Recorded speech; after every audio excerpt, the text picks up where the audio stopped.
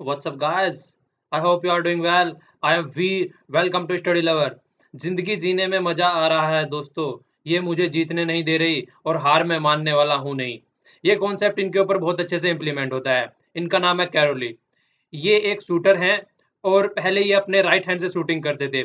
लेकिन किसी कारणवश इनका राइट हैंड मतलब कट गया या फिर आप कह सकते हैं कि इंजर्ड हो गया, जिसकी वजह से इन्होंने इनको अपने राइट हैंड की बजाय लेफ्ट हैंड से शूटिंग करना स्टार्ट करनी पड़ी। पर लेकिन इन्होंने राइट हैंड की जगह जब लेफ्ट हैंड को शूटिंग करना स्टार्ट करी, आप लोग समझ सकते हैं कितनी प्रॉब्लम आती है।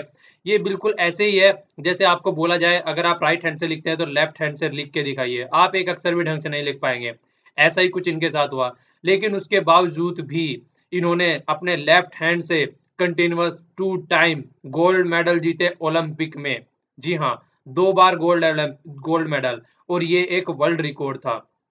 तो अगर आप एक बार कुछ करने के लिए ठान ले तो देखिए यार इनके सामने क्या क्या प्रॉब्लम नहीं आई। तो देखिए यार लाइफ में सबके सामने प्रॉब्लम आती है, बस दिक्कत ये बस देखना ये है कि आप किस तरीके से उस प्रॉब्लम को हैंडल करते हैं। ठीक है। तो आज वीडियो थोड़ी लेट हो गई, इसका भी एक रीजन है। पहले पीपीटी और बाद में वीडियो, दोनों ने आज धोखा दे दिया। तो ठीक है, तो मेरे साथ भी कुछ कुछ ऐसा ही काम हुआ आज। पहले पीपीटी कंप्लीट नहीं हो पाई, पीपीटी क्रैश हो गई। उसके बाद में क्या हुआ, वीडियो कंप्लीट नहीं हो पाई। वीडियो कंप्लीट होने से पहले ही ये आधी वीडियो हो रही थी, पता नहीं क्या हुआ, ये रीस्टार्ट हो गया लैपटॉप। तो फिर से ये वीडियो अपलोड कर रहा हूँ। और आज जो पीपीटी है, पीपीटी भी कंप्लीट नहीं है वैसे तो, पर लेकिन एक्सप्लेनेशन आपको फुल मिलेगा। एक्सप्लेनेशन में कोई कमी नहीं होगी। आप कंप्लीट एंजॉय करेंगे वीडियो को। तो आज 6 अप्रैल है, देख लेते हैं हमको कौन कौन से द हिंदू के आर्टिकल, न्यूज एनालिसिस और पीआईबी की न्यूज डिस्कस करनी है। और आज से आप लोगों को 10 क्वेश्चन भी डेली मिलेंगे। यहाँ पे फेसबुक है, फेसबुक का लिंक आप लोगों को नीचे मिल जाएगा, तो वहां पे जाके आप डेली आंसर दे सकते हैं उन क्वेश्चनों के। ठीक है। तो देखिए ये फर्स्ट आर्टिकल है। ये यूपी में अभी इलेक्शन हुए हैं, तो बीजेपी जीत के आई है यहाँ पे एक बहुत ही फुल मेजोरिटी से। तो वहां पे उन्होंने क्या किया है, अपना जो उनका मैनिफेस्टो में उन्होंने कमिटमेंट किया था कि जो किसान है उनका लोन माफ कर दिया जाए। तो किसानों का लोन माफ कर दिया गया है वहां पे 1 to 1 लाख। तो उसी के ऊपर ये आर्टिकल लिखा गया है। यहाँ पे बोला गया है कि जिस तरीके से पॉलिटिकल पार्टी वोटरों को खुश रखने के लिए अपने जो लोन वगैरह है वो माफ कर देती है। तमिलनाडु का भी थोड़ा एग्जांपल इन्होंने दिया है। पर लेकिन ये इकोनॉमी के बारे में कुछ नहीं सोचते हैं।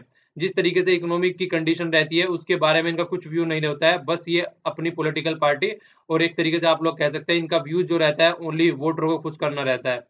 तो उससे रिलेटेड आर्टिकल है। बस यही दो चार चीजें थी इसमें।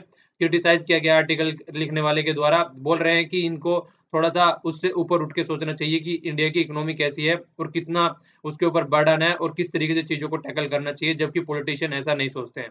ओके। ये नीचे वाला आर्टिकल सीरिया से रिलेटेड है। सीरिया में गृह युद्ध चल रहा है बहुत ही पहले से, आप लोग जानते हैं सभी। एक साइड में असद है जिनकी गवर्नमेंट है, और दूसरी साइड में अपोजिशन है जिसको मतलब अलकायदा वगैरह या फिर ये वाले आप बोल सकते हैं टेररिस्ट एक्टिविस्ट है वहां पे एक साइड में। इनको सपोर्ट किया जा रहा है रशिया के द्वारा, और इनको सपोर्ट किया जा रहा है रशिया के द्वारा, और इनको सपोर्ट किया जा रहा है जो कि टेररिस्ट ग्रुप है, मतलब टेररिस्ट ग्रुप माना जाता है, अपोजिशन माना जाता है वैसे वहां पे इनको। तो इनको सपोर्ट किया जा रहा है यूएसए के द्वारा और वेस्टर्न कंट्रीज के द्वारा। तो बहुत दिनों से ये चलता हुआ आ रहा था। तो ये चाहते थे कि किसी भी तरह से असद वहां से हट जाए, क्योंकि असद जो है पहले इनके पिताश्री और अब ये बहुत ही पहले से वहां पे रूल करते हुए आ रहे हैं। तो ये चाह रहे थे किसी भी तरीके से यहाँ से हट जाए। और ये बहुत ही ऑटोक्रेटिक रूलर है वहां पे, जिस तरीके से ये रूल करते हैं जनता के बारे में कुछ नहीं सोचते हैं। तो जो अपोजिशन है वो चाहती है किसी भी तरीके से हट जाए, तो इनको जो इनको हथियार वगैरह सप्लाई करने होते थे, जो भी काम होता था, इनको सब चीजें मिलती रहती थी। पर लेकिन आज तक ये असद को नहीं हटा पाए हैं। रीजन ये है कि एक साइड में रसिया इनके सपोर्ट में खड़ा हुआ है। तो आज की डेट में आके कंडीशन ऐसी बन गई है कि कोई इनको वहां से हिला नहीं पा रहा है। और ये वेस्टर्न कंट्री भी बहुत अच्छे से समझ गई हैं कि इनको यहाँ से हटाना बहुत ही मुश्किल है। तो इसीलिए अब देख लो मैटर जो है वो मतलब ये हाथ हटाते जा रहे हैं। यूएसए भी आज की डेट में ज्यादा शांत हो गया, वो भी आजकल ज्यादा कुछ नहीं कर रहा है। तो जो पूरा मैटर आ गया है वो अब रसिया और तुर्की और ये सब मिलके अपना काम कर रहे हैं किस तरीके से इस रीजन को शांत किया जा सकता है। तुर्की इसलिए कर रहा है क्योंकि अगर इस रीजन में प्रॉब्लम रहती है तो तुर्की को बहुत ज्यादा प्रॉब्लम होती है, क्योंकि तुर्की का बॉर्डर इसके साथ में कनेक्टेड है। और तुर्की के अंदर में भी प्रॉब्लम क्रिएट होनी स्टार्ट हो जाती है। यही रीजन है कि तुर्की वाले चाहते हैं कि किसी न किसी तरीके से सीरिया में जो रहे वो थोड़ी शांति बनी रहे, और शांति बनी रहेगी तो इनका भी फायदा रहेगा। और भी कई सारे इश्यूज हैं जो कि हम पहले डिस्कस कर चुके हैं। तो उसी से रिलेटेड ये आर्टिकल आया हुआ है यहाँ पे, तो इसके बारे में यही चीजें बताई गई हैं कि यहाँ पे अभी केमिकल वेपन का यूज किया गया है। तो ये चीजें उठ के आ रही हैं कि केमिकल वेपन पहले भी यहाँ पे 2000 लगभग 13 में बोला गया था कि यहाँ पे केमिकल वेपन यूज किया गया है। तो केमिकल वेपन यूज करने की वजह से इनके ऊपर बार बार उंगली उठाई जाती है। ये बोला जाता है कि कई बार, आधी बार तो अपोजिशन और आधी बार गवर्नमेंट, तो दोनों केमिकल वेपन यूज करते हैं अपनी अपनी पावर बढ़ाने के लिए। तो पहले बोला गया था कि असद गवर्नमेंट ने केमिकल वेपन यूज किया गया उस टाइम पे। तो यूएसए ने यहाँ तक की चेतावनी दी थी कि अगर आप केमिकल वेपन यूज करेंगे तो हम आपके ऊपर आक्रमण कर देंगे। तो यहाँ तक की बात थी, पर लेकिन उस टाइम पे रशिया के इंटरमीडिएशन से और जो वर्ल्ड ऑर्गेनाइजेशन थी उसकी वजह से, वर्ल्ड की जो एजेंसी थी उसका नाम था organisation for probation of chemical weapon, इसका नाम था ये। इसकी वजह से इनको 2013 में मतलब नोबेल पीस प्राइज भी मिला था। वो यही रीजन था कि इन्होंने यहाँ से जो जो ये सीरिया है, सीरिया से केमिकल वेपन को लगभग हटाने की बात की गई थी और इसको वहां से फिनिश करने की बात की गई थी जितना भी इनके पास में स्टॉक था।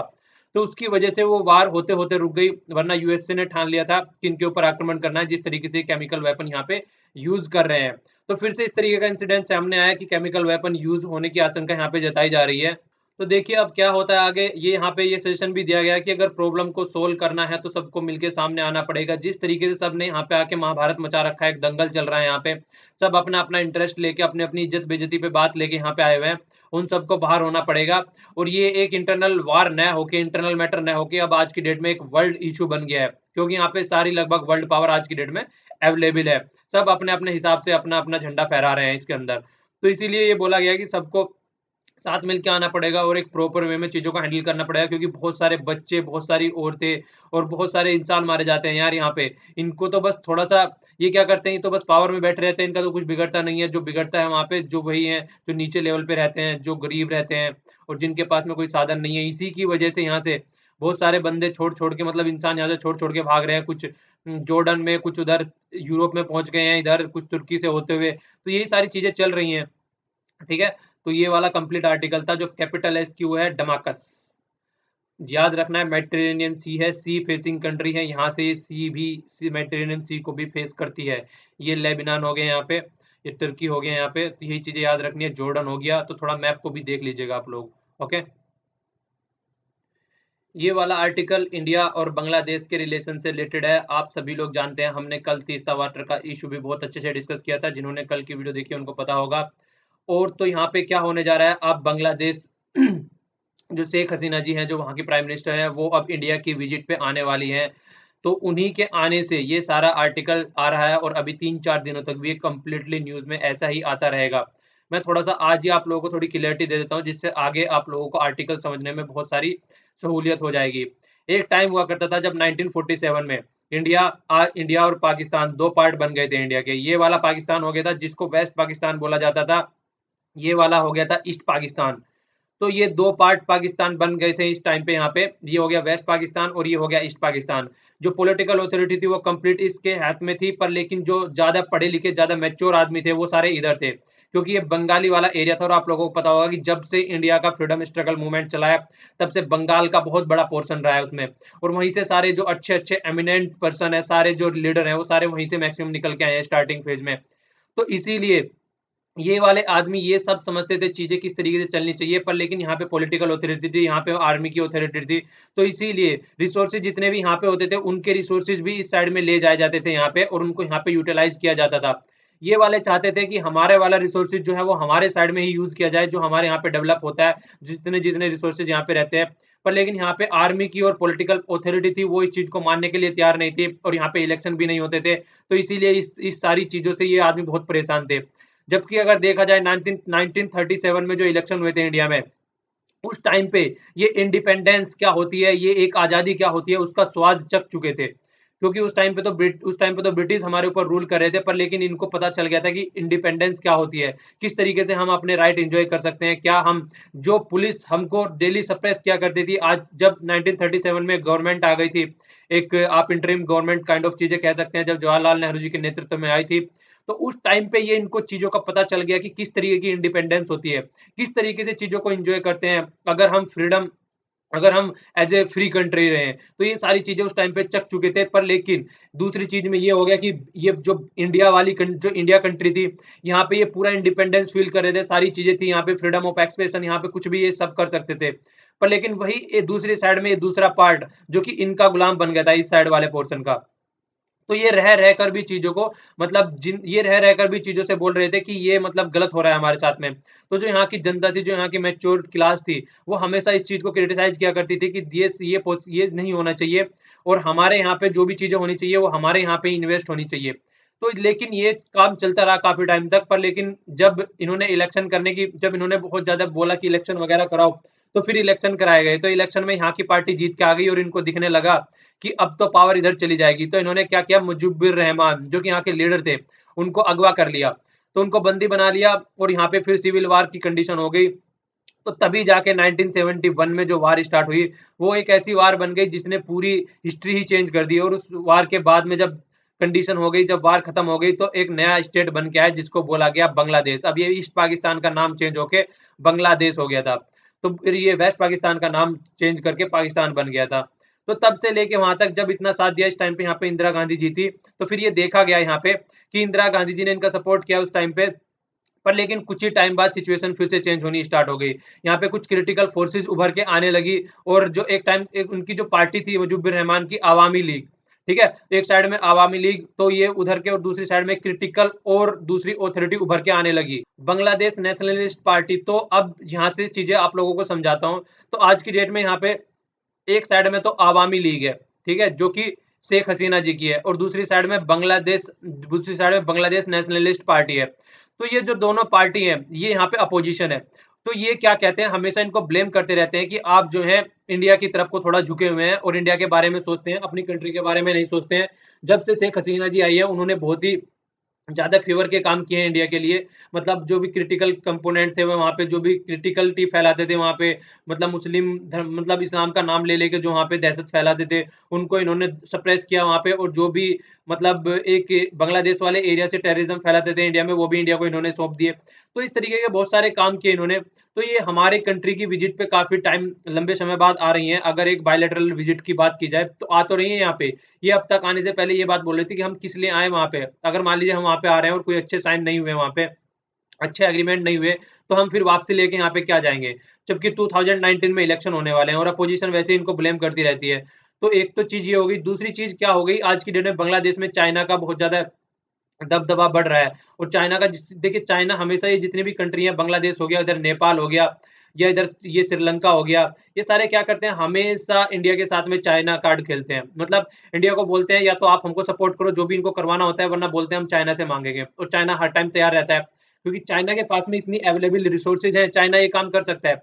पर लेकिन इंडिया को काम करने से पहले कुछ भी सोचना पड़ता है, इंडिया के पास में इतने रिसोर्सेज नहीं है। तो इस तरीके की सिचुएशन बनी ही रहती है मैक्सिमम टाइम। तो ये क्या चाहते हैं, ये हमेशा जब भी इंडिया से कुछ करवाना होता है तो चाइना का नाम ले देते हैं। तो इसीलिए अब इंडिया यहाँ पे काफ़ी इन्वेस्टमेंट करने जा रहा है। और चाइना का भी हालाँकि यहाँ पे काफ़ी इन्वेस्टमेंट हो चुका है। चाइना से अभी इन्होंने नेवल शिप्स भी खरीदे थे कुछ, तो उसकी वजह से भी मतलब चीज़ें काफ़ी मतलब ग्रेव कंडीशन हो जाती है। देखिए, एक तो पोर्शन ये हो गया बिल्कुल यहाँ पे मिडल में पड़ जा रहा है हमारी कंट्री के, ठीक है? और जैसे हमारी कंट्री के बिल्कुल बीच में पड़ जा रहा है, तो उससे और भी कई सारी कंडीशन हो जाती है।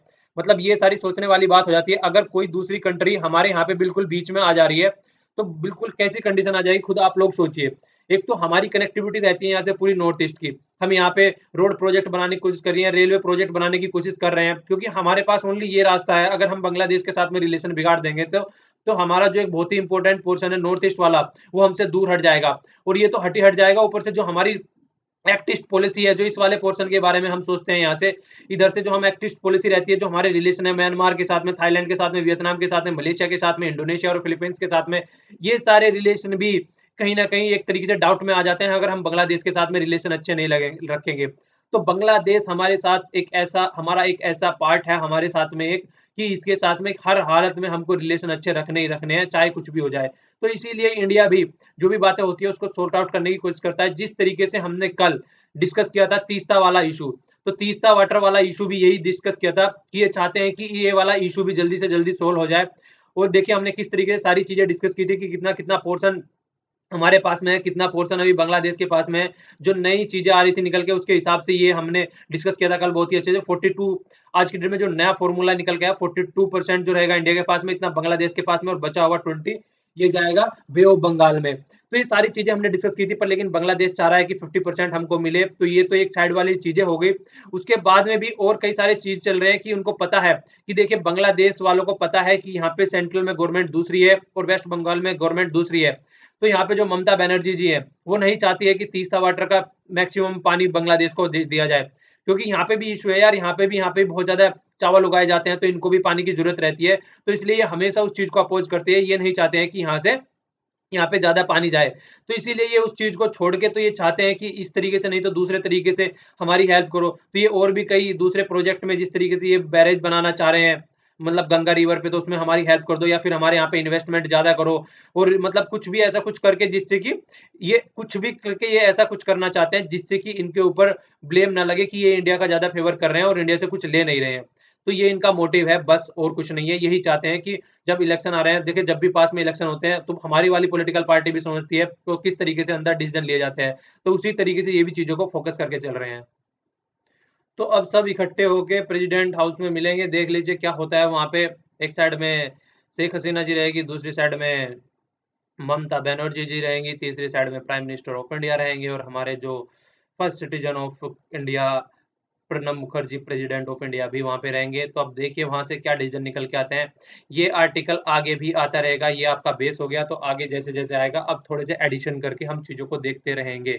ठीक है, तो ये आपका पूरा बेस बन गया क्या क्या चीजें थी यहाँ पे। ये वाला आर्टिकल डीमोनेटाइजेशन से रिलेटेड है। इस वाले आर्टिकल में बताया गया है कि 8 नवंबर की शाम से हमारे यहाँ पे बंद कर दिए गए थे 500 और 1000 के नोट। तो 500 और 1000 के नोट जो बंद किए गए थे, उसके बाद से बैंक में बहुत सारा पैसा इकट्ठा हो गया, बहुत सारा डिपॉजिट हुआ बैंक में, एक्सपेक्टेशन से भी ज्यादा पैसा आ गया, ये माना जा रहा था। पर लेकिन जो हमारे फाइनेंस मिनिस्टर जी हैं वो बोल रहे हैं कि ये ब्लैक मनी है, ब्लैक मनी का पैसा बहुत ज्यादा बैंक में आया है। पर लेकिन जो राइटर हैं, ये लिखने वाले, ये जेएनयू के प्रोफेसर थे, तो इनका जो आर्टिकल है जो लिखने वाले, तो ये बोल रहे हैं कि जो पैसा आया है बैंक में, वो पैसा जरूरी नहीं है कि वो ब्लैक मनी हो। वो पैसा हो सकता है कि जैसे कि आप लोग कह सकते हैं, जैसे कि फार्मर है, जैसे कि इंडिविजुअल फार्मर है, वे घर में पैसा रखते हैं तो उनका पैसा हो सकता है। औरतें हैं, उनका पैसा हो सकता है। अनऑर्गेनाइज सेक्टर है जो कि कंप्लीटली कैश के ऊपर डिपेंडेंट होता है, उनका पैसा हो सकता है। तो इस तरीके से इन्होंने बहुत सारे एग्जाम्पल दिए हैं। इस तरीके से कुछ कंपनी ऐसी हैं जो कि अपना प्रॉफिट बहुत कम दिखाती हैं, तो वो भी अपना सारा जो मतलब लेन देन करती हैं वो सारा कैश में करती हैं, उनका पैसा हो सकता है। और मैक्सिमम जैसे इंडिया में अनऑर्गेनाइज सेक्टर है, अनऑर्गेनाइज सेक्टर में सारी चीजें आ जाती हैं, जो ठेले लगाने वाले हैं या फिर रेडी वाले हैं, या कोई भी इस तरीके का सेक्टर जो एक ऑर्गेनाइज्ड वे में नहीं है, जिसको प्रॉपर सैलरी और प्रॉपर टाइम ड्यूरेशन पे छुट्टी और मेडिकल चीजें नहीं मिलती है, जैसे गवर्नमेंट सेक्टर और अच्छी अच्छी कंपनी टीसीएस वगैरह हो गई, वो सारे ऑर्गेनाइज सेक्टर में आ जाते हैं। तो ये वाला अनऑर्गेनाइज सेक्टर भी हमारे यहाँ पे बहुत बड़ा है। तो इनका भी सारा काम किस में होता है, कैश की फॉर्म में होता है। तो इन्होंने भी अपना सारा पैसा डिपॉजिट किया है वहां पे। तो आप कैसे कह सकते हैं कि वो जितना भी पैसा है वो आप ब्लैक मनी उसको बोल रहे हैं? तो ब्लैक मनी नहीं हो सकता है, वो हो सकता है कि हाँ, ये नहीं कह रहे हैं कि ब्लैक मनी ही है कि सारी व्हाइट मनी है, हो सकता है कुछ ब्लैक मनी है, पर जितना बड़ा आप एस्टिमेट लगा रहे हैं उतनी ब्लैक मनी नहीं हो सकती है। तो ये आर्टिकल लिखने वाले कह रहे हैं, बस यही जिस्ट है। उसके बाद में तो फिगर्स दिए हैं कि इतने अकाउंट में इतने पैसे जमा हो गए और उतने इतने आदमी यहाँ पे हैं। ये भी उन्होंने बताया था कि जो डायरेक्ट टैक्स है, ये डायरेक्ट टैक्स और इनडायरेक्ट टैक्स, देखिए डायरेक्ट टैक्स क्या क्या सिस्टम है हमारे यहाँ पे। डायरेक्ट टैक्स हमारे यहाँ पे बहुत कम है as compared to indirect tax. ये क्वेश्चन अगर प्रीलिम्स में आए तो आप इसका आंसर दे सकते हैं। तो क्या है, हमारे यहाँ पे इनडायरेक्ट टैक्स ज्यादा है। इनडायरेक्ट टैक्स ज्यादा रखने का भी पर्पज था। पर्पज क्या था, अगर आप ढंग से देखा जाए, जो इनडायरेक्ट टैक्स होता है वो क्या होता है। इनडायरेक्ट टैक्स ऐसा होता है, जैसे मान लीजिए आप कुछ भी चीजें दुकान से खरीद के लेके आ रहे हैं, मान लीजिए आप एक पेन खरीद के लेके आए, तो आप क्या करेंगे, दुकान वाले को पैसे देंगे। मान लीजिए आपने 25 रुपए का कोई पेन खरीदा, तो ये दुकान वाले को पैसे देंगे, पर लेकिन इसमें टैक्स रहता है, वो डायरेक्टली मतलब उसमें टैक्स रहता है, आपने डायरेक्ट गवर्नमेंट को तो नहीं दिया, पर लेकिन आप क्या करेंगे, वो टैक्स डायरेक्ट गवर्नमेंट तक पहुंच जाएगा किसी न किसी तरीके से। तो ये चीजें होती हैं। तो इनडायरेक्ट टैक्स ज्यादा लगा है हमारे यहाँ पे। और सबसे बड़ी बात ये भी पूछी जाती है, देखिए जो डायरेक्ट टैक्स होता है वो क्या होता है, वो होता है प्रोग्रेसिव। प्रोग्रेसिव मतलब जिसे सैलरी में हम लोगों ने जैसे इनकम टैक्स का एग्जाम्पल ले लेते हैं, एग्जाम सॉरी, उसमें इनकम टैक्स में जो उसमें क्या है, उसमें स्लैब बना रखी है। तो स्लैब बना रखी है तो उसका क्या मतलब होता है, उसका मतलब ये होता है अगर किसी की सैलरी मान लीजिए इतने से इतने के बीच में है, मान लीजिए जैसे यहाँ पे दे रखा है कि 2.5 लाख से नीचे नीचे है किसी की सैलरी, तो उनको क्या है, कोई टैक्स नहीं देना पड़ेगा। इससे ऊपर है किसी को तो उसको इतना टैक्स देना पड़ेगा, उससे फिर ऊपर है तो उसको इतना टैक्स देना पड़ेगा। तो जितनी जितनी सैलरी बढ़ती चली जाती है उतना उतना टैक्स बढ़ता चला जाता है, इसको बोलते हैं प्रोग्रेसिव टैक्स। और दूसरी साइड में क्या है, दूसरी साइड में ये वाला टैक्स है इनडायरेक्ट टैक्स, इसको बोलते हैं रिग्रेसिव टैक्स। मतलब मान लीजिए आपने एक दूध की थैली खरीदी, मदर डेयरी की या कोई भी अमूल की खरीद ली है, तो जो जो अंबानी है वो भी उसको उतना ही पैसा देना पड़ेगा मदर डेयरी की थैली के लिए। मतलब आज की डेट में अगर टोन खरीद रहे हैं या फिर वो खरीद रहे हैं, तो मान लीजिए 25-26 रुपए जितने भी दे रहे हैं, तो उनको भी इतना ही देना पड़ेगा और हमको भी इतना ही देना पड़ेगा, जो कि कॉमन सिटीजन होते हैं। तो इसीलिए अगर दोनों चीजों को देखा जाए तो ये रिग्रेसिव है, मतलब उन पे भी इतना ही बर्डन पड़ रहा है, हम पे भी इतना ही बर्डन पड़ रहा है, जो टैक्स है वो दोनों पे बराबर है।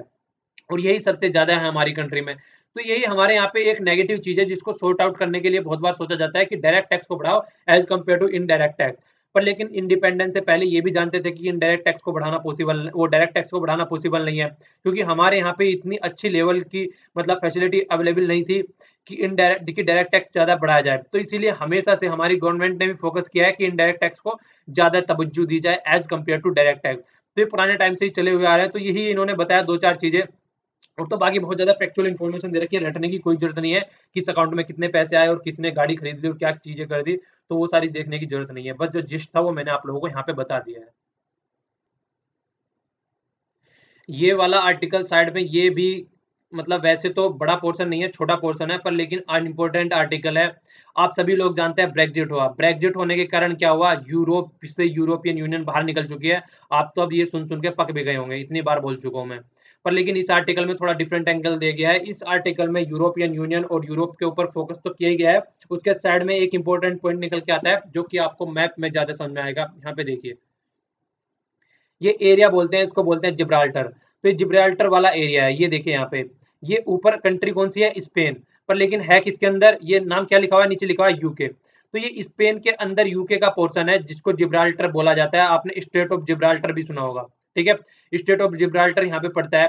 तो ये जो वाला एरिया है, ये आप लोगों को पता होगा, देखिए जब से, यहाँ देखिए, ये आप लोगों को पता होगा पहले से ही क्या हुआ है, पहले से ही मतलब जो ये यूके है, इसकी टेरिटरी छोटी छोटी टेरिटरी लगभग 14 अभी बोला जा रहा है, आज की डेट में भी 14 टेरिटरी है इनकी छोटी छोटी दूसरे एरिया में। एक तो ये हो गई यहाँ पे जिब्राल्टर, जो कि स्पेन में होते हुए भी कहाँ पे है, ये यूके के अंडर में है। और दूसरा पोर्शन बताया गया है, दूसरा कौन सा है जिसके ऊपर लड़ाई भी होती रहती है, कई बार आप लोगों ने सुना भी होगा।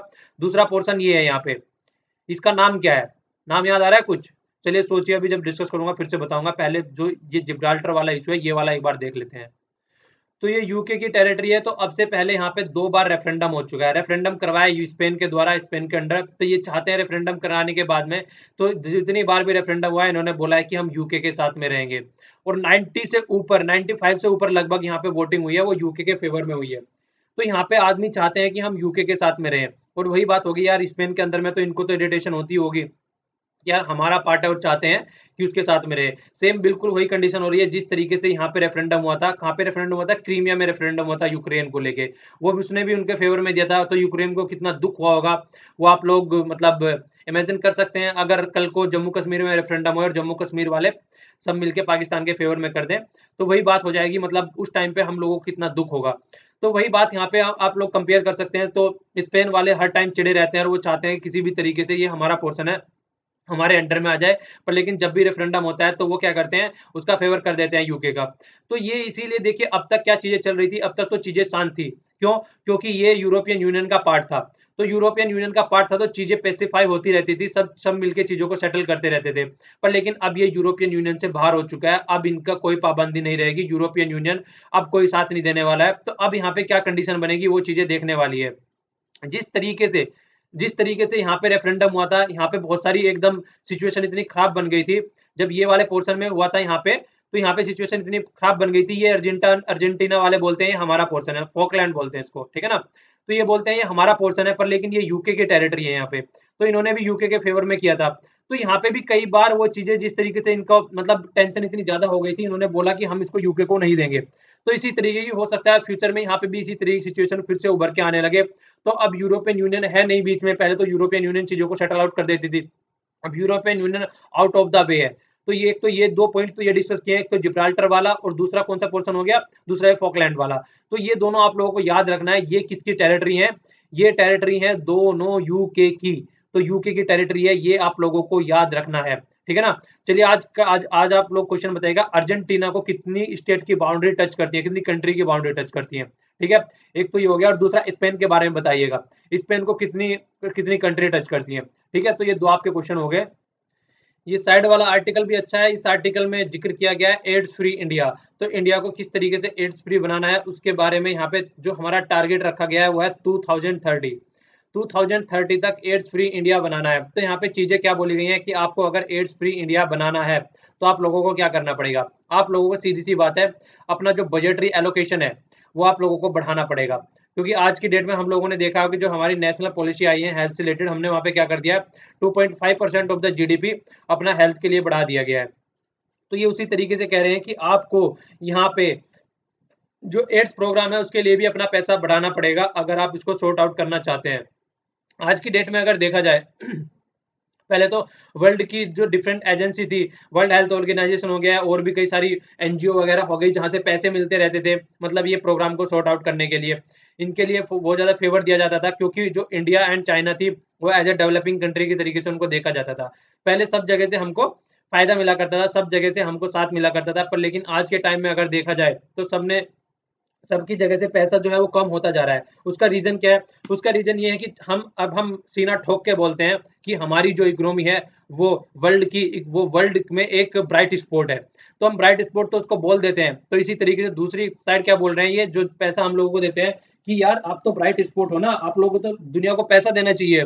आप लोगों को तो आप लोगों को तो अब जो और दूसरे वाली कंट्री है, जैसे नेपाल हो गया, फिर साउथ जैसे नेपाल हो गया, फिर अफ्रीका में कंट्री है, तो आप लोगों को तो उनकी हेल्प करनी चाहिए, क्योंकि आप लोग तो आज की डेट में एक बहुत ही फास्टेस्ट ग्रोइंग इकोनॉमी है। तो आप लोगों को हमसे पैसा ना लेके अब आप लोगों को दूसरों को पैसा देना चाहिए।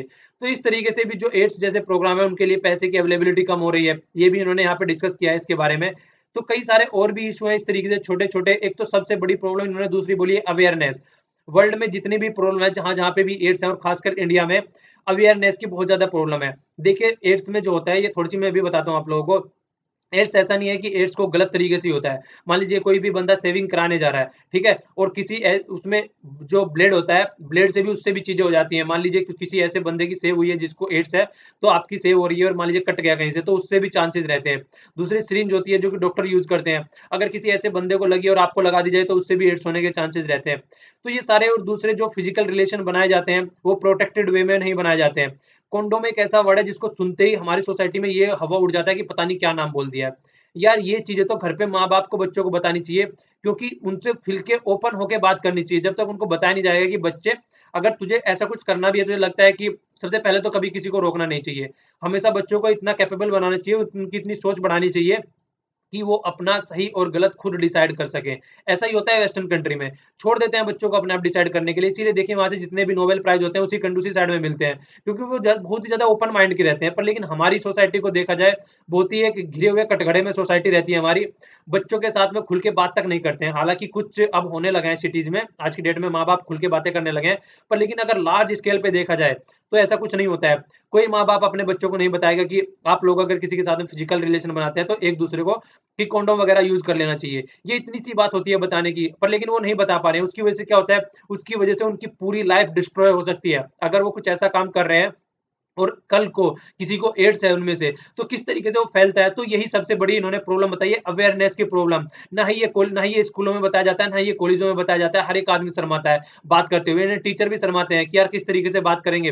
तो इतनी बुरी कंडीशन है ये, तो इस कंडीशन को उबारना है। देखिए मैं आप लोगों से इसलिए शेयर कर रहा हूँ, मैं सोच रहा हूँ कि जितने भी यहाँ पे लेक्चर सुनते हैं वो बहुत ही सुलझे हुए इंसान है, तो एक मैच्योर इंसान है। और इसीलिए द हिंदू का कोई डिस्कशन सुन रहा है तो मैं एक मैच्योर क्लास का इंसान मानता हूँ उनको। और मैच्योर क्लास का इंसान है तो आपको, अगर आपका कोई छोटा भाई है तो ये बेझिझक उनसे बातें कीजिए। अगर कुछ ऐसी प्रॉब्लम है तो यार प्रॉब्लम का बैठ के सोल्यूशन निकाला जाता है, तो आप उनसे बैठ के बातें कीजिए कि इस तरीके से अगर कोई भी प्रॉब्लम है तो खुले दिल से बात कीजिए कि सोच तेरे लिए सही है या गलत है, तू अपना डिसीजन खुद ले, किसी के ऊपर डिपेंडेंट न रहे। तो ये चीजें अवेयरनेस की प्रॉब्लम है, सबसे बड़ी प्रॉब्लम यहाँ पे अवेयरनेस की बताई उन्होंने पूरे आर्टिकल में, कि यही बिगेस्ट प्रॉब्लम है वर्ल्ड में।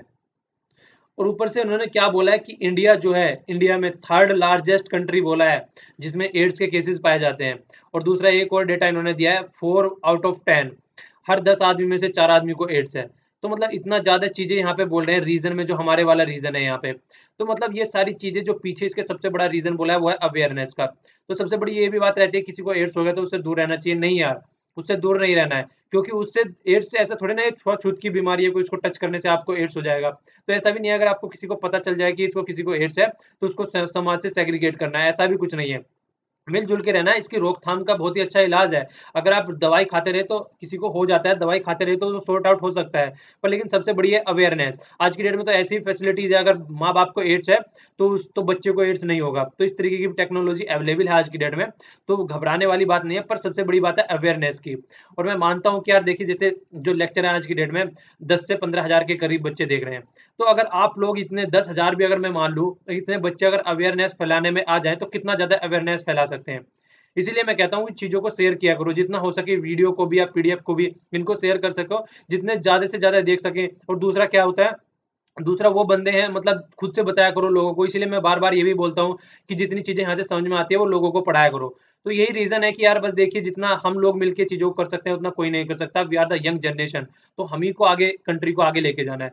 तो देखिए, ये अवेयरनेस की प्रॉब्लम तो कम से कम हम कर ही सकते हैं, तो बहुत ही छोटी सी प्रॉब्लम है इसके बारे में। तो ये नहीं है कि कोई गवर्नमेंट लेके आएगी वो तभी वही काम करेंगे, हम अपने स्केल पे हम काम कर सकते हैं यार ये तो। चलिए अब नेक्स्ट आर्टिकल देखते हैं। ये वाला आर्टिकल इजराइल से रिलेटेड है वैसे तो, पर लेकिन इसमें कंपेयर किया गया है इजराइल को और इंडिया की वार को। जिस तरीके से देखिए, इजराइल जो है पहले एक बार यहाँ पे आर्टिकल इसमें देख लीजिए मैप में थोड़ा। ये वाला पैलेस्टीन था, पैलेस्टीन के बाद में 1947 के बाद में इजराइल आ गया। ठीक है, इजराइल पिक्चर में आना स्टार्ट हो गया। यहाँ तक 46 तक कहीं भी इजराइल नहीं था, तो फिर इजराइल पिक्चर में आना स्टार्ट हो गया। और फिर जैसे जैसे बढ़ता देखा जाए तो पैलेस्टीन जो ग्रीन है वो कम होता चला गया और इजराइल वाला पोर्शन बढ़ता चला गया। तो यही चीजें हैं कि आज की डेट में इजराइल जो है मतलब कंप्लीटली ओवरटेक कर चुका है लगभग कंप्लीट एरिया को, और जो पैलेस्टीन वाला एरिया था उनके खुद के एरिया में ही उनको शरणार्थी बना दिया गया है। तो यहाँ पे क्या बोला जा रहा है कि जिस तरीके से 1948 में इजराइल मतलब एक कंट्री बन के आया था, तब से लेके आज तक का अगर इजराइल की चीजें देखी जाए, उनका कंपेयर किया गया, उनकी जो वार हुई थी 1967 में, 1967 में उनकी जो वार हुई थी, 67 में अगर इनको देखा जाए तो 50 साल आज की डेट में हो चुके हैं। तो उसकी एनिवर्सरी बनाई जा रही है ये। तो उसके साथ में कंपेयर किया जा रहा है इंडिया की जो वार हुई थी 1962 की चाइना के साथ में हम हारे थे, 1965 की पाकिस्तान के साथ में हम जीते थे। तो ये जो वार हो रही थी हमारी उस टाइम पे, उसके साथ में कंपेयर किया गया और उसी से रिलेटेड दो चार चीजें बताई गई हैं। जो मेन फोकस दिया गया वो इसके ऊपर दिया गया है कि किस तरीके से, देखिए जब से ये हुआ है तब से मतलब चीजें प्रॉब्लम फेस होती रही है उस एरिया में। कभी इनके साथ में, कभी सऊदी अरेबिया के साथ में, सबने मिलकर इनके ऊपर आक्रमण किया है, पर लेकिन हर बार इनने सबको हरा दिया है। तो किस तरीके से ये चीजों को टैकल कर करके पहुंचे हैं सारी चीजें, तो उसी दो चार चीजें वही डिस्कस की गई हैं। हालांकि ज्यादा अच्छी नहीं है, वार वूर पे ज्यादा फोकस नहीं देना चाहिए, हमको ज्यादा फोकस देना चाहिए डेवलपमेंट वाले एरिया पे। तो यहाँ पे स्वेज कैनाल का भी जिक्र किया है। स्वेज कैनाल मैंने आप लोगों को दिखाई थी, स्वेज कैनाल से रिलेटेड बात हुई थी, तो स्वेज कैनाल यहाँ पे पड़ती है। उस दिन मैंने नाइल वाली चीजें डिस्कस की थी, उस दिन आप लोगों को बहुत अच्छे से चीजें सारी समझाई थी कि नाइल रिवर होके जाती है यहाँ से, वो सारी चीजें हम लोगों ने डिस्कस की थी ना। यहाँ से तंजानिया से निकलती है होके, यहाँ से स्वेज कैनाल निकलती है, तो उसके ऊपर भी वार हुई थी। पहले ये वेस्टर्न कंट्री के कंट्रोल में थी यहाँ पे, उसके बाद में वार होने के बाद में ये इजिप्ट के कंट्रोल में आ गई थी। तो देखिए, ये वाला यहीं पे पोर्शन पड़ता है, तो सारी चीजें पूरा इंपैक्ट डालता है इस वाले एरिया पे भी। तो वही दो चार चीजें डिस्कस की गई है यहाँ पे। ये नीचे वाला आर्टिकल ये प्लेटो से रिलेटेड है। ये एक ग्रह था जिसको 2006 में लगभग हटा दिया गया था ग्रह की सिचुएशन से, कि ये ग्रह नहीं है। एक बार देख लीजिए यहाँ पे, तब आप कुछ चीजें समझ में आएंगी। ये देखिए, ये हो गया मरकरी, ये हो गया वीनस, ये हो गया अर्थ, ये हो गया अर्थ, ये हो गया मार्स, ये हो गया जुपिटर, ये हो गया सैटर्न, ये हो गया यूरेनस, ये हो गया नेपच्यून, और इसके बारे में यहाँ पे बात हो रही है कंप्लीट। ठीक है, तो पहले क्या किया गया था, इसको जैसे प्लैनेट होते हैं, प्लैनेट का स्टेटस इसको इससे हटा दिया गया था और इसको ड्राफ्ट प्लैनेट बोला था, इसको बोना ग्रह बोला गया था कि ये छोटा है। तो इसकी वजह से इसकी प्लैनेटरी स्टेटस है वो हटा दी गई थी। अब इसमें कई सारी चीजें डिस्कस की गई हैं। पहले तो आप लोगों को ये 3 कंडीशन याद रखनी है जिसके तहत बोला जाता है कोई भी बॉडी प्लैनेट है या नहीं है। उसका उसका क्या कंडीशन है वो, एक तो कंडीशन, सबसे पहली कंडीशन तो यही है कि वो सूरज का चक्कर लगाने वाली होनी चाहिए। ठीक है, सन का चक्कर लगाने वाली होनी चाहिए। तो ये तो है, सन का चक्कर लगाती है। दूसरी कंडीशन क्या है, वो लगभग गोल होनी चाहिए, तिरछी बांकी ऐसी टेढ़ी मेढ़ी नहीं होनी चाहिए, मतलब राउंड होनी चाहिए। तो ये भी कंडीशन है इसकी। तीसरी कंडीशन क्या है, वो अपने आसपास के एरिया को क्लियर रख सके। तो ये वाली कंडीशन ये फुलफिल नहीं कर रहा था। मतलब क्लियर रख सके, मतलब देखिए क्या होता है, जैसे अर्थ है, अर्थ जो ये सब बहुत सारी मिट्टी के कणों से, धूल मिट्टी से सबसे मिलके बनी है। क्यों? क्योंकि इसके अंदर ग्रेविटेशनल फोर्स है, तो सारी चीजों को अट्रैक्ट कर लिया अपने पास में। सारे ग्रह ऐसे ही मिले हुए हैं, तो इनके अंदर एक ग्रेविटेशनल फोर्स है, जिसकी वजह से ये जो आसपास के कण है, मिट्टी, धूल, जो भी पत्थर जो भी थे आसपास में, तो उनको इन्होंने मान लीजिए सारे ऐसे ऐसे फैले हुए हैं, तो पहले इस तरीके से सब टूटे हुए थे, तो उनको क्या कर लिया, एक जगह इकट्ठा कर लिया अट्रैक्शन फोर्स की वजह से, तो उसको बोलते हैं क्लियर पाथ। तो इन्होंने क्लियर पाथ करके अपने आप को एक पूरा प्लेनेट बना दिया। इस वाले में ये यहाँ पे थोड़ा सा इसमें थोड़ा सा लेक ऑफ कॉन्फिडेंस आ जाता है, मतलब इसमें ये कमी है थोड़ी, ये उसके पाथ को क्लियर नहीं कर पाता है, अच्छे से नहीं कर पा रहा था। तो ये चीजें थी जिसकी वजह से इसको प्लेनेट का स्टेटस हटा दिया था। तो पहला क्या है, सूरज का चक्कर काटना चाहिए। दूसरा क्या है, गोल होना चाहिए। गोल भी तभी होगा जब देखिए इसके अंदर वो होगा, चीजों को खींचने की पावर होगी ज्यादा है, तो वो था, पर लेकिन जो आसपास का एरिया वो क्लियर नहीं कर पा रहा था। और तीसरा, आसपास का एरिया क्लियर होना चाहिए। तो ये तीनों कॉन्सेप्ट आप लोगों को याद रखने हैं, ये चले हुए आ रहे हैं, जिसकी वजह से किसी भी प्लानट को एक मोटे मोटे तौर पर प्लानट का स्टेटस दिया जाता है। तो 2 साल के डिबेट के बाद में अब इसको फिर से प्लैनेट की स्टेटस देने जा रहे हैं। इस तरीके से तो बोला जा रहा है, अगर प्लैनेट की स्टेटस देने की बात आ गई तो इस तरीके से तो मून भी प्लैनेट हो जाएगा, और लगभग 100 और जो छोटे छोटे, मतलब जो ड्राफ्ट प्लैनेट बोला जाता है, वो भी एक कंप्लीट प्लैनेट की स्टेटस ले लेंगे। तो इसी चीज को बोल रहे हैं कि क्या क्लियरिटी या फिर क्या डिफरेंस रह जाएगा, जो ये हमारे 8 बड़े बड़े ग्रह हैं और इनको और सबको भी, वो सब में कोई डिफरेंस नहीं रह जाएगा। तो उसी के ऊपर आया। सबसे इंपॉर्टेंट चीज ये है कि 2006 में इसको हटाया गया था, और 2 साल से लगभग आप लोग कह सकते हैं 2015 से इसको चल रही थी, 15-14 से इसको प्लानट बनाने की बात चल रही थी। अब उसके ऊपर बात आ गई, इसको प्लानट बना देते हैं, और ये 3 कंडीशन होती है, तो ये भी आप लोगों को याद रखनी है, ये सबसे ज्यादा इंपॉर्टेंट है। ये पूछी जाती है बहुत बार, और लास्ट टाइम भी पूछी जा चुकी है। तो इस तरीके की इस पे क्वेश्चन बहुत जल्दी आता है। और बाकी तो आप लोगों को सीक्वेंस याद रखना ही है, और पता भी होगा, बचपन से रटाया जाता है, और एनसीईआरटी में भी बहुत अच्छे से सीक्वेंस को डिफाइन किया गया है इसको। ओके, ये हो गए हमारे सूरज चाचा, और चंदा मामा यहाँ पे घूमते हैं, ठीक है।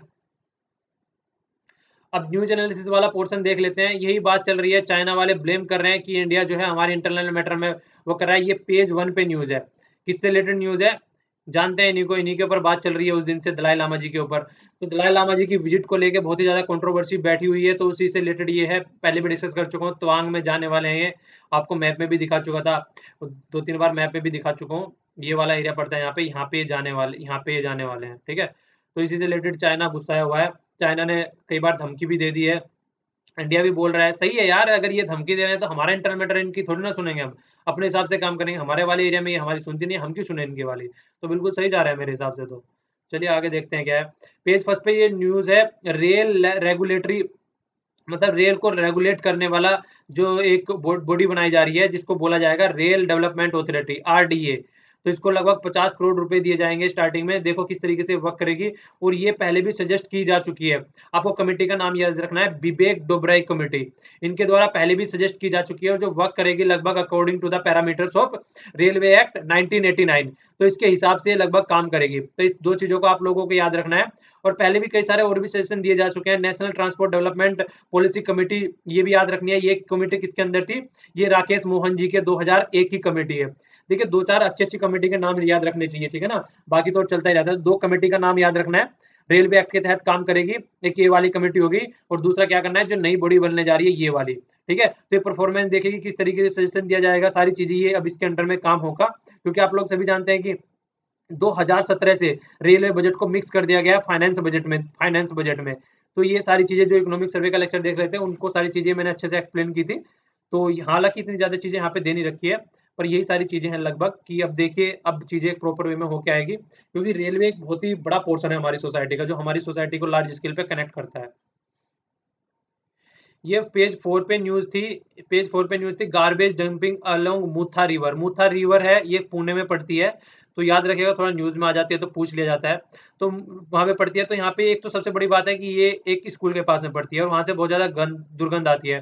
तो जो वहाँ के लोकेलिटी वाले एरिया है, उन्होंने कंप्लेन करी इसके खिलाफ कि यार ये क्या चल रहा है। तो दूसरा, रिवर को भी गंदा किया जा रहा है। तो वही 2-3 चीजें हैं, तो पुणे में है, तो थोड़ा याद रख लीजिएगा। पेज 4 पे न्यूज है, ये है टोडाबा, टोडाबा अंधारी टाइगर रिजर्व। आप लोगों को बताना है किस एरिया में पड़ता है। यहाँ पे टाइगर एंजॉय कर रहे हैं, ठीक है। पिक्चर थी, पूछ लिया बस ऐसे ही। तो क्वेश्चन बताना है आपको किस एरिया में पड़ता है ये, ठीक है। तो कमेंट बॉक्स में लिखिएगा।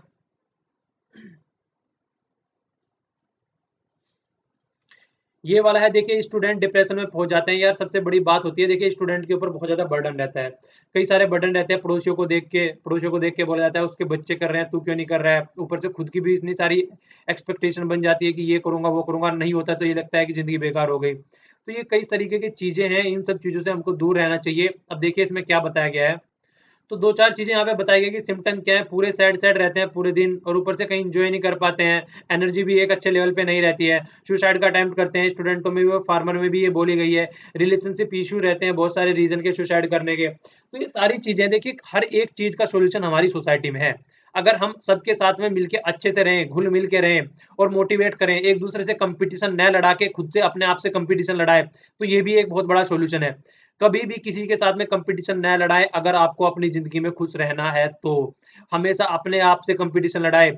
इससे आपकी लिमिटेशन इतनी, आप इससे आपकी कोई लिमिटेशन ही नहीं रहेगी। एक आप आजाद पंछी बन जाओगे, क्यों? क्योंकि आपको किसी सामने वाले के साथ में कंपटीशन नहीं लड़ाना है। सामने वाले की जितनी लिमिट है, मान लीजिए आपका लेवल 5 पे है और सामने वाले का 10 पे है, जिस दिन आप 11 पे पहुंच जाएंगे उस दिन आपका ग्रोथ रुक जाएगा। लेकिन अगर आपका लेवल 5 का और किसी के साथ में कंपटीशन ना लड़ाए, खुद के साथ में कंपटीशन लड़ा रहे हैं, तो इसकी कोई लिमिट नहीं है, ये इनफाइनाइट तक जाएगा। तो इसीलिए कभी भी किसी के साथ में कंपटीशन ना लड़ाए, हर एक दिन अपने आप को इंप्रूव करने की कोशिश करें, अपने लास्ट वाले दिन से नेक्स्ट वाले दिन को अच्छा बनाने की कोशिश करें। और इसीलिए मिलजुल के रहें यार। अगर सबसे बड़ी काम होता है मोटिवेट, दूसरों को भी मोटिवेट करें, दूसरों को मोटिवेट करेंगे तो आप खुद भी मोटिवेट रहेंगे। खुद खुद खुल मिल के रहे यार, अच्छे से इंजॉय करें चीजों को। आधी बार तो वर्ड ही नहीं निकल पाते, खुल खुल निकल रहा है, घुल मिल के बोल रहा था मैं। कई बार ऐसी चीजें हो जाती हैं, इग्नोर किया करो, हंसा करो, इंजॉय किया करो।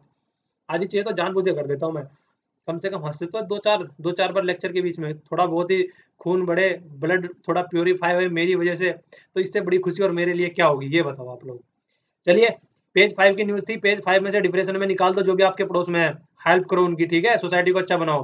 पेज 6 की न्यूज़ है, ये ताज का जो कलर है, ताज ये सर वाला ताज नहीं है, ये ताजमहल है हमारा। जी हाँ, ये वही ताजमहल है जिसको प्यार की निशानी बोला जाता है। उसका कलर चेंज हो रहा है, कीट पतंगे बैठने की वजह से, पोल्यूशन की वजह से, तो उस पे बोला जा रहा है मुल्तानी मिट्टी, मुल्तानी मिट्टी का पेस्ट किया जा रहा है उसको बचाने के लिए। और भी एक तो ये चीज़ हो गई, दूसरा आप लोगों को याद रखना है, ताजमहल जो है वो यमुना रिवर पे है, ठीक है? तो ये 2 चीज़ें याद रखनी है। तो मुल्तानी मिट्टी बहुत ही अच्छी चीज़ होती है, ठीक है? जो यूज़ करते हैं वो जानते होंगे, कितनी इफ़ेक्टिव चीज़ है। आज की डेट में तो शैम्पू-वैम्पू लगा-लगा के दुनिया ने बर्बाद कर दी है चीज़ें। चलिए फिर भी, तो ये आपको याद रखना है, मुल्तानी मिट्टी को ताजमहल पे लेप किया जाता है, उसकी वजह से भी इसको चीज़ों से, कीट-पतंगे और चीज़ों से वो मतलब सेव किया जा सकता है। तो ये भी एक सॉल्यूशन है। पीआईबी की न्यूज़ है, पे ये फर्स्ट न्यूज़ है, इसमें क्या बोला जा रहा है, satellite for the disaster management. Disaster management के लिए सैटेलाइट बनाने की बात चल रही है। देखिए आज की डेट में हमारे वहाँ यहाँ पे 13 तो अर्थ ऑब्जर्वेशन सैटेलाइट है, 3 मेट्रोलॉजिकल सैटेलाइट है, मीटेरोलॉजिकल, वो 13th है कम्युनिकेशन सैटेलाइट, और 7 है नेविगेशनल सैटेलाइट। तो इन सबको मिला के क्या बात चल रही है, डिजास्टर मैनेजमेंट में हेल्प करने की बात चल रही है।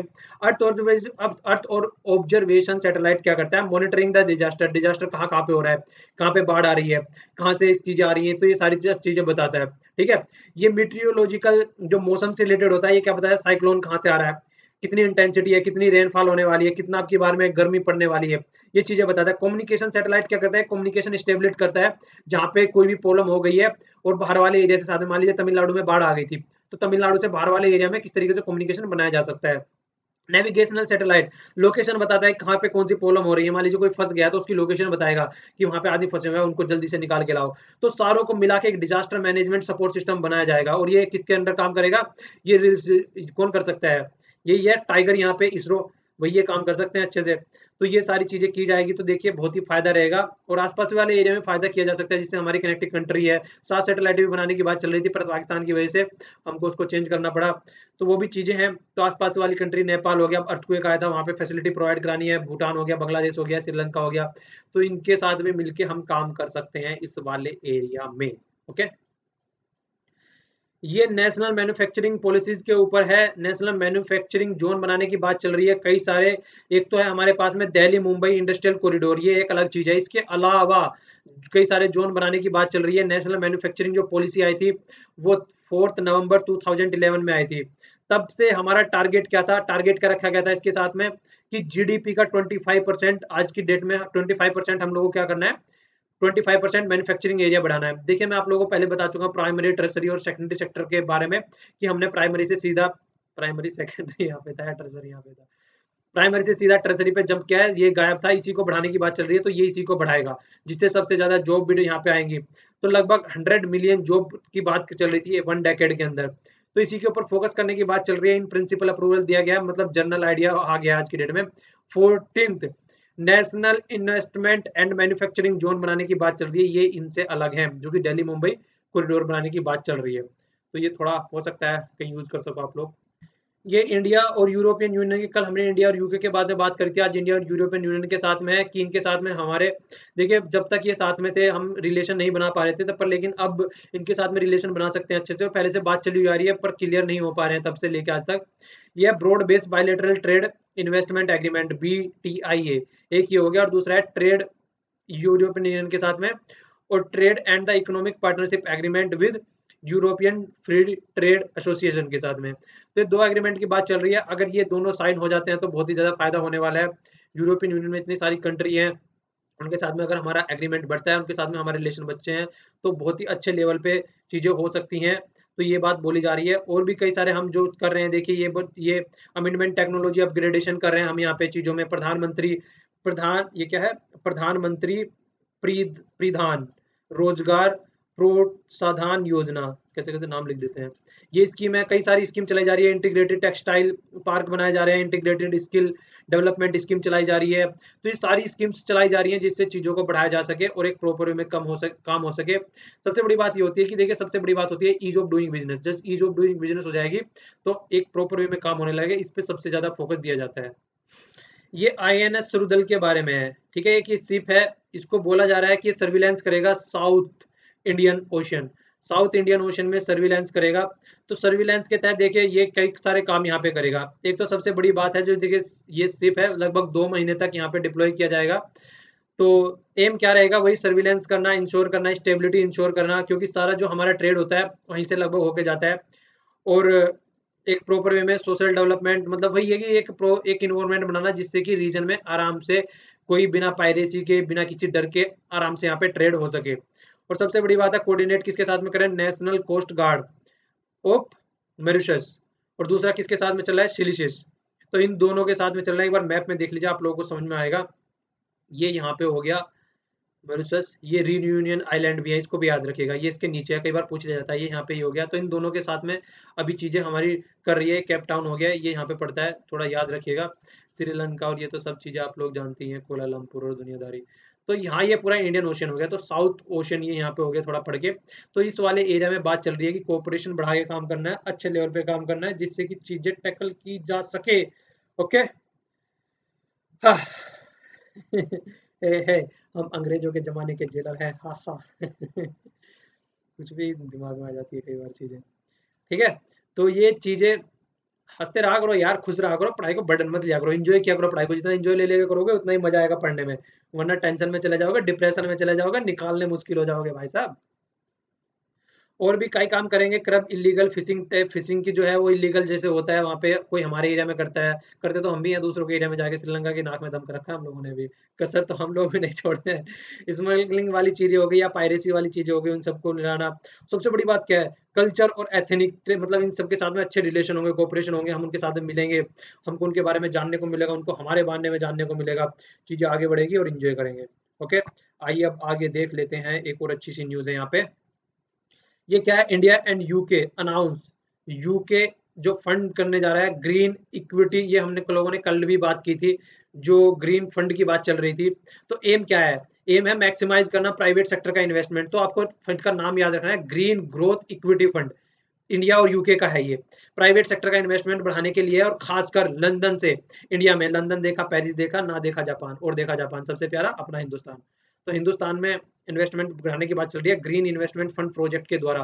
तो यहाँ पे आएंगे प्रोजेक्ट। ओके, तो इसको आप लोगों को याद रखना है, इसका नाम याद रखना है, और कहाँ पे लाना है, इंडिया में लाना है। ग्रीन फोकस किस पे किया जा रहा है, ग्रीन प्रोजेक्ट। ग्रीन क्या होते हैं, वही सोलर वाले हो गए, विंड वाले हो गए, कल भी आप लोगों को दिखाया था कितनी एनर्जी हम डेवलप करने जा रहे हैं, अब तो याद हो गया होगा 2022 तक कितना करने जा रहे हैं।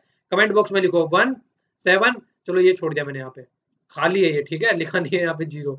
बताना कितना हम डेवलप करने जा रहे हैं, कमेंट बॉक्स में बताना। चलो, सारी चीजें मेरे से ही पूछते रहते हो, खुद कुछ नहीं बताते हो, ठीक है। तो डेफिनेटली ग्रोथ करना है इस वाले एरिया में, तो उसी के ऊपर फोकस किया जा रहा है। ऊपर से क्या है, union home minister to be third day visit Andaman and Nicobar. पहले तो अंडमान निकोबार देख लो होता कहाँ पे हमारा। ये हो गया हमारा यहाँ पे अंडमान एंड निकोबार। ठीक है, बहुत ही प्यारा सा एरिया है, बहुत सारे बंदे जाते हैं यहाँ पे घूमने के लिए, हालांकि मैं अब तक नहीं गया हूँ। प्लान है मेरा फ्यूचर में, देखते हैं कब बनता है। तो ये वाला अंडमान निकोबार वाला एरिया हो गया। यहाँ पे क्या, एक तो जो हमारे होम मिनिस्टर जा रहे हैं, होम मिनिस्टर कौन है, नाम याद है, राजनाथ सिंह। तो राज करने जा रहे हैं वो, सोलर पावर प्लांट का उद्घाटन करेंगे इस वाले एरिया में। सुनामी मेमोरियल में जाएंगे, कार निकोबार वाले एरिया में, सब दिखाऊंगा अभी। रोज आइलैंड वाले एरिया में भी जाएंगे घूमने, और हैवलॉक आइलैंड वाले में भी जाएंगे। पहले यहाँ पे एक बार थोड़ा देख लीजिए, जैसे सर्च करा तो ये थोड़ी चीजें ये भी मिल गई। हिंदुइज्म यहाँ पे 70% के लगभग है, क्रिश्चियनिटी यहाँ पे 21% के लगभग है, इस्लाम यहाँ पे 8 पॉइंट लगभग 9% के लगभग है, और सिखिज्म लगभग 0.33, और बुद्धिज्म लगभग सबसे कम बुद्धिज्म है। तो ये थोड़ा याद रखेगा, अदर रिलीजन भी है थोड़ा, तो जो बड़े बड़े 3-4 है उनका नाम याद रखेगा। तो ये वहाँ पे एक रिलीजन के पॉइंट ऑफ व्यू से डिस्ट्रीब्यूशन इन लोगों ने यहाँ पे दिखाया है। तो ये हो गया पूरा हमारा अंडमान निकोबार, याद रखेगा। ये हो गया यहाँ पे नॉर्थ, ये हो गया मिडिल, और ये हो गया लोअर। तो देखिए अंडमान अगर है अलग है, और निकोबार अलग है, ठीक है। तो ये हो गया अंडमान और ये हो गया निकोबार, तो आप लोगों को याद रखना है, ठीक है। तो आप लोगों के लिए यहाँ से क्वेश्चन भी निकल के आता है। आप लोगों को बताना है जो ये लाइन मैंने खींची है, इस लाइन मतलब कितने डिग्री की लाइन है, ये आप लोगों को बताना है। कौन सी लाइन इन दोनों को अलग करती है, अंडमान से निकोबार को, ठीक है। मैप में देखिएगा पता चल जाएगा। लिटिल अंडमान हो गया, कई बार ये नॉर्थ से ऐसे लगाने को आ जाते हैं, साउथ से ऊपर को लगाने को आ जाते हैं। ऊपर नॉर्थ है, देखिए सबसे ऊपर नॉर्थ है, ठीक है। तो नॉर्थ हो गया सबसे ऊपर, सबसे नीचे कौन सा हो गया, लिटिल अंडमान हो गया। उसके बीच में मिडिल तो बीच में ही आएगा, और लोअर यहाँ पे हो गया। पोर्ट ब्लेयर यहाँ पे पड़ता है, किसे पड़ता है, वो लोअर अंडमान में पड़ता है। अब निकोबार पे आ गया, निकोबार वाला एरिया ये हो गया, ठीक है। निकोबार में भी ये सारी चीजें दे रखी है, निकोबार आइलैंड और ये प्लांट इनका ना, ग्रेट निकोबार सबसे नीचे पड़ता है, लिटिल निकोबार हो गया, कार निकोबार हो गया। तो ये भी आप लोगों को याद रखना है, थोड़ा देख लीजिएगा। तो सबसे बड़ी जो हावलैक कहाँ गया, अभी तो मैंने देखा था, मेरा तो गुम हो गया भाइयों।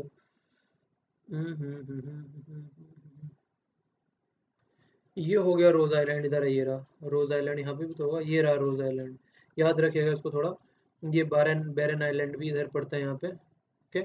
ये क्या हो गया यहाँ पे, ये हो गया डेनकन पास हो गया यहाँ पे, पैसेज हो गया, थोड़ा याद रखिएगा इसको भी।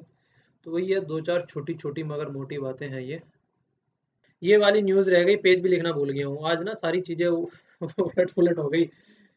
चलो कोई नहीं, फिर भी आ गया हूँ मैं, ठीक है ना। मैंने अपनी चीज़ें नहीं छोड़ी हैं, थोड़ा लेट हो गया उसके उसके लिए सॉरी यार। चीज़ें कई बार ऐसी हो जाती हैं, दिखता है कि आज तो पता नहीं क्या होने वाला है।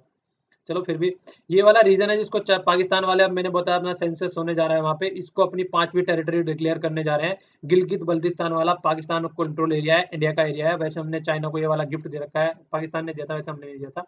ये अक्साई चीन हो गया, इसको आज़ाद कश्मीर बोलते हैं, और ये इंडिया के अंदर वाला पोर्शन है सारा, ठीक है। तो ये वाले पोर्शन है, एक तो ये हो गया, दूसरा ये हो गया, तीसरा ये हो गया, फोर्थ ये हो गया, फिफ्थ ये हो गया। तो ये वाले के ऊपर यहाँ पे पूरे वो चल रहे हैं। तो इसकी देखिए लिमिट, एक तो ये गिफ्टेड वाले पोर्शन से टच करता है, अक्साई चीन वाले से भी करता है, इंडिया से भी करता है, चारों से। तो चारों से टच करता है ये। तो इसी के ऊपर बवाल चल रहा है, और इंडिया वाले बोल रहे हैं ये हमारा सोवरन राइट है, and you can take it, ये आप ये हमसे नहीं ले सकते हैं। तो यही ये सब चीज़ें डिस्कस इसी के बारे में चीज़ें थी। मेंस का क्वेश्चन आज आप लोगों का रह गया है क्वेश्चन, उसको भी मैं दे देता हूँ। आप लोगों को बताना है क्रिटिकली एनालाइज करना है relation between India and Bangladesh, ठीक है। इंडिया के और बांग्लादेश के, तो इंडिया और बांग्लादेश के जो रिलेशन है उनको आपको क्रिटिकली एनालाइज करना है, ये आपका क्वेश्चन हो गया। छोड़ा कुछ नहीं है, सारी चीजें कवर कर दिया मैंने, ठीक है, मुझे कुछ मत बोलना। हाँ हाँ, बताए दे रहे हैं हम। तो ये चीजें सारी कवर हो चुकी हैं लगभग। तो देखिए यार, जितना मेरे से हो सकता था मैंने किया, हालांकि मुझे लग रहा था कि बहुत ज़्यादा लेट हो जाएगा। तो प्लीज़ चीज़ों को शेयर कीजिएगा जितना कर सके, अवेयरनेस फैलाइएगा, और लाइक कीजिएगा अगर वीडियो पसंद आई है, नीचे कमेंट कीजिएगा। और देखिए मैं हर एक कमेंट पढ़ता हूँ, मुझे पता है आजकल आप लोग कैसे कैसे आंदोलन चला रहे हैं नीचे। वो अभी पॉसिबल नहीं है, जब पॉसिबल होगा मैं उसको कर दूंगा, उसके बारे में आप टेंशन मत लीजिए, अभी नहीं, पर ठीक है ना। तो यहाँ से आप लोगों को पीडीएफ भी मिल जाएगी, ये वाली पीडीएफ भी मिल जाएगी, और यहीं से आप लोगों को न्यूज़पेपर की पीडीएफ भी मिल जाएगी। दोनों आप लोग डाउनलोड कर सकते हैं, और आज से ही 10 क्वेश्चन आप लोगों को यहाँ पे मिल जाएंगे, और कल उनका आंसर भी पोस्ट कर दूंगा मैं, ठीक है। और प्लीज वीडियो को शेयर कीजिए, और कई बंदे बोल रहे हैं नोटिफिकेशन नहीं मिल रहा है, सब्सक्राइब कर लीजिए नीचे चैनल को, और घंटी का बटन दबा दीजिएगा, तो आप लोगों के पास में नोटिफिकेशन पहुंचेगा, घंटी का बटन रहता है बराबर में। तो आज के लिए इतना ही, thanks lot for listening. Share कीजिए और लाइक कीजिए, भूलिएगा मत, शेयर करना मत भूलिएगा फेसबुक पे किसी भी हालत में, हेल्प कीजिए एक दूसरे की, okay. Thanks lot for listening, जय हिंद।